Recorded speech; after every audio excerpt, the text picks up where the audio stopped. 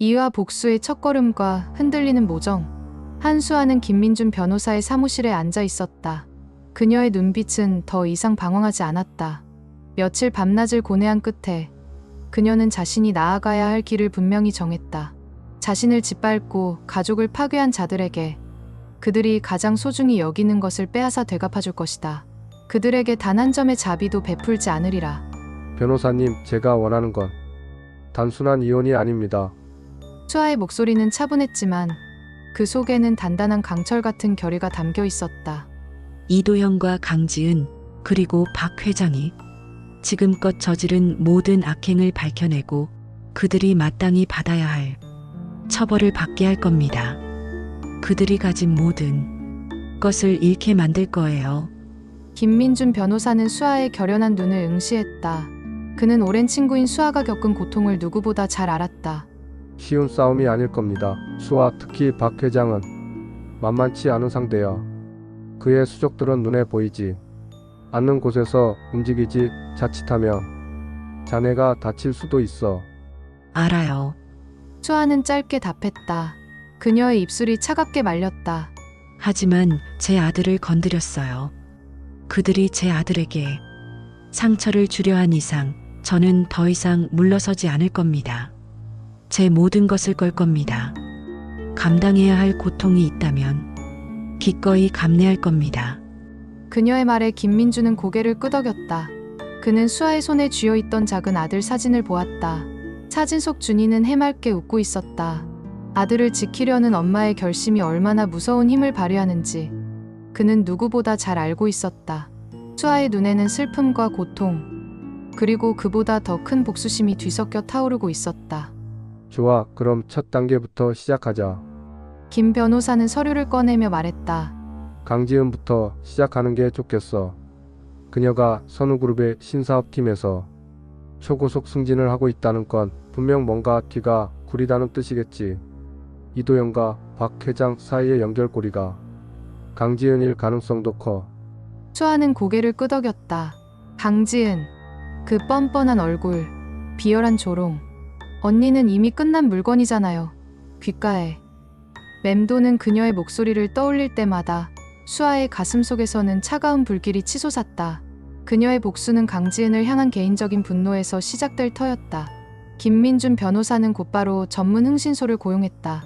며칠 후 흥신소 직원의 보고를 들은 수아는 경악을 금치 못했다. 강지은은 선우그룹의 신사업팀에서 초고속 승진을 하며 승승장구하고 있었고 최근 몇 달간 회사 자금을 빼돌려 개인적인 유용비나 명품 구매에 사용한 정황이 포착되었다. 무려 수억 원에 달하는 금액이었다. 흥신소 직원은 이도현 역시 강지은의 횡령 사실을 묵인하거나 일부 가담한 것으로 보인다고 덧붙였다.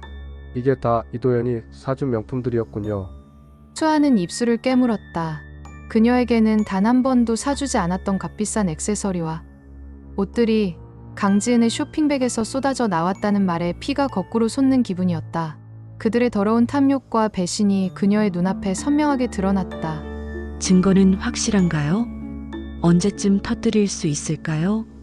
수아는 이를 악물고 물었다. 네, 회사 내부 고발자와 접촉 중입니다. 강지은이 회사 돈을 빼돌린 구체적인 증거와 이도현과의 공모 정황이 담긴 결정적인 자료들을 확보할 수 있을 겁니다. 곧 적절한 시기를 잡을 예정입니다. 김 변호사가 단호하게 말했다. 수아는 복수의 첫 단추를 꿰었다는 생각에 주먹을 꽉 쥐었다. 그들을 향한 복수심은 이미 그녀의 존재 이유가 되었다. 한편 이도현과 강지은은 이혼 소송이 길어지자 점차 초조해지기 시작했다. 특히 강지은은 수아가 김민준 변호사를 대동하고 강력하게 나오는 것에 불안감을 느꼈다. 그녀는 여전히 자신의 죄는 없다는 듯 당당한 태도를 유지하려 애썼지만 내면의 초조함은 숨길 수 없었다. 오빠, 저 아줌마가 정말 끝까지 가려고 하나 봐. 자꾸 내 회사 일까지 건드리려고 해.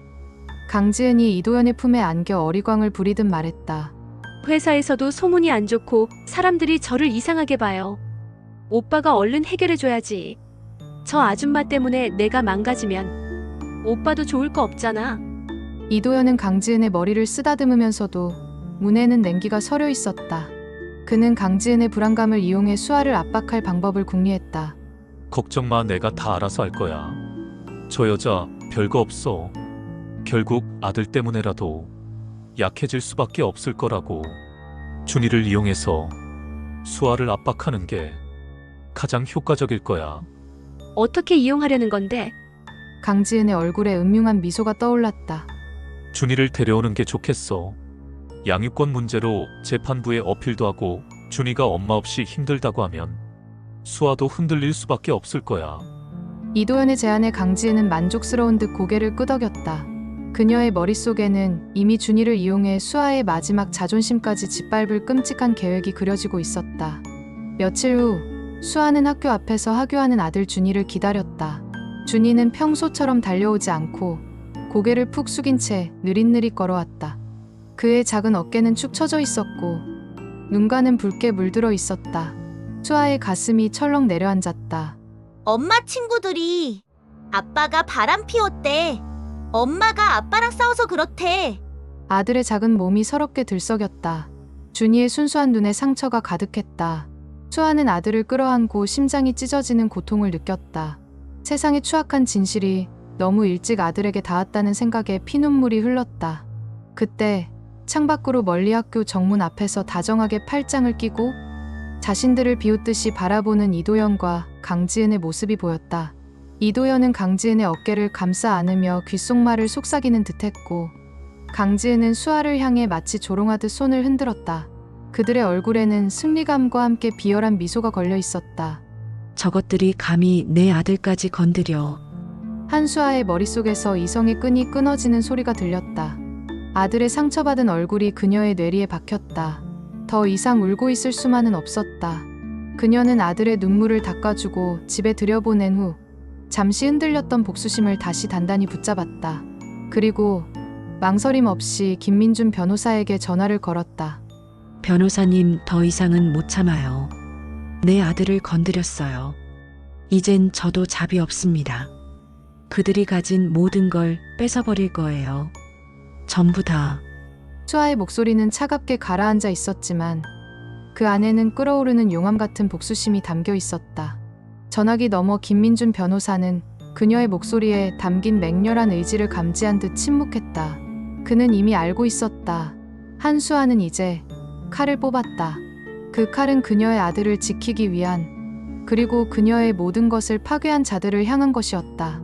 지옥의 문턱에서 그녀는 비로소 강인한 복수자로 다시 태어났다.